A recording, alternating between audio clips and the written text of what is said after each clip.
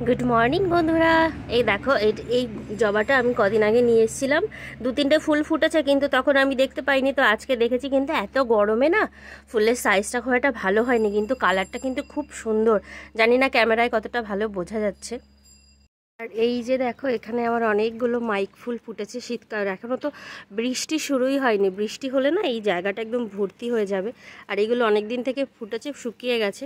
যে কি মিষ্টি দেখতে লাগে এই ফুলগুলো, সত্যিই অসাধারণ লাগে। কিন্তু এর অনেকগুলো কালার হয়, কিন্তু এটাই হলো দেশি, এটাই সবার বাড়িতেই থাকে। তো আমার বাড়িতেও এটা আছে।